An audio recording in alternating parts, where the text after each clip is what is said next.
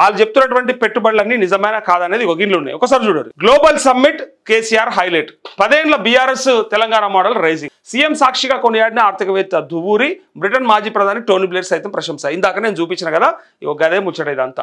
అయితే పెట్టుబడుల గురించే మనము మాట్లాడాలి. ఇదంతా మనకు అక్కర్లేని ముచ్చట. కేసీఆర్ను పొగిడినరా, కేసీఆర్ తిట్టిరా, మనకెందుకు? అయిపోయా ఆ పరిపాలన అయిపోయా. మళ్ళీ ఇప్పుడు రేవంత్ రెడ్డిని తెచ్చుకుంటే ఇప్పుడు రేవంత్ రెడ్డి మన ముఖ్యమంత్రి. పోయిన ఆయన గురించి మాట్లాడితే మనం ఏదో డబ్బా కొట్టినట్టు, జాకీ పెట్టి లేపినట్టు ఉంటుంది. మనకు అవసరమే లేదు. నేనేమంటున్నా, ఇప్పుడు పెట్టుబడులు కరెక్టా కాదా అనేది తెలుసుకుందాం మనం. ఇగో సమ్మిట్ కథ అడ్డం తిరిగింది, డామిట్ కథ అడ్డం తిరిగింది అంటారు కదా, అట్లా సమ్మిట్ కథ అడ్డం తిరిగింది. రెండో రోజు సమ్మిట్ ఫ్లాప్. హిమాచల్ సీఎం గైర్ హాజరు. విజన్ డాక్యుమెంట్ 2047 డొల్లే తేల్చేసిన డెలిగేట్స్. పత్రికల ప్రభుభక్తి, పెట్టుబడి ప్రకటనలపై తలో మాట, పొంతం లేని సర్కారు లెక్కలు, అంకెల గారడి తేట తెల్లం. సెప్టెంబర్లో ఎంఓయూ, అదే కంపెనీతో మళ్ళీ షూటింగ్కు మంత్రులు వచ్చి ఆహ్వానించారని చిరంజీవి. ఇవన్నీ కూడా మనం ఇప్పటిదాకా చూసినాం. అయితే తీరా చూస్తే ఇగో ఏవైతే ఈ అంకెల గారడి ఉందో, ఈ పొంతన లేని సర్కారు లెక్కలు, అంకెల గారడి తేట తెల్లం. నిజంగా నిన్న 3 పత్రికలు 3 రకాలుగా రాసినాయి. ఒకటేమో 3.5 లక్షల కోట్లనే, ఒకటేమో 2.5 లక్షల కోట్లనే. ఏది వాస్తవమో తెలియదు. సర్కారు ఏమన్నా చెప్తుంది, ఎవరికెరక లోపల ఉన్నది ఎవడు చూసి రావాలి, మాసుంటాడు చూడాలి. అందుకే మాసుంటాడు నిజాలు చెప్తాడు. అతి త్వరలో మనకు ఎన్ని పెట్టుబడులు వచ్చినాయి, ఏంది కథ, డాక్యుమెంట్ అంతా బయటకు వస్తుంది. అప్పుడు మనం తప్పకుండా మాట్లాడదాం. అయితే ఈ లెక్క ఏందో ఒక్కసారి చూసే ప్రయత్నం చేద్దాం. నిజంగా అంత గొప్పగా అన్ని లక్షల కోట్లు వచ్చినాయని చెప్పిన తర్వాత మనం ఆ లెక్క చూడాలి కదా.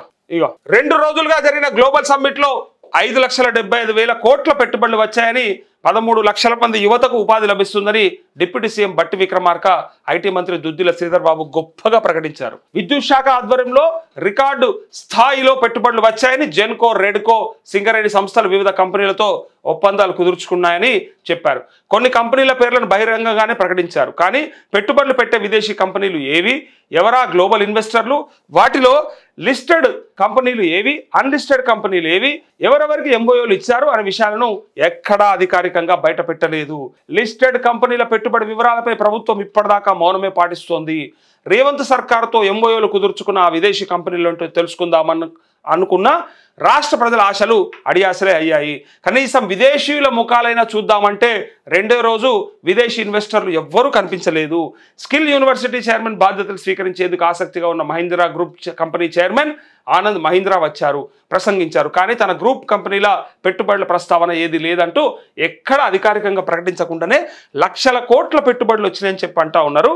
మరి నిజంగానే వచ్చినాయా రాలేవా అనేది భగవంతుడి కెరక, ఒక్క రేవంత్ రెడ్డి కెరక. చూడండి, అధికారికంగా ప్రకటించకుండా మనకి ఏ లెక్క ఎట్లా తెలుస్తుంది? అసలు ఎంఓయూలు కుదుర్చుకున్నాయని, ఎంఓయూలు ఏవి, ఆ కథ ఏంది, మనకి ఏం ఎరకలేదు. వాళ్ళు చెప్పిందే నమ్మాలి, వాళ్ళు ఏది చెప్తుంది నమ్మాలి. ఇలా అది పరిస్థితి.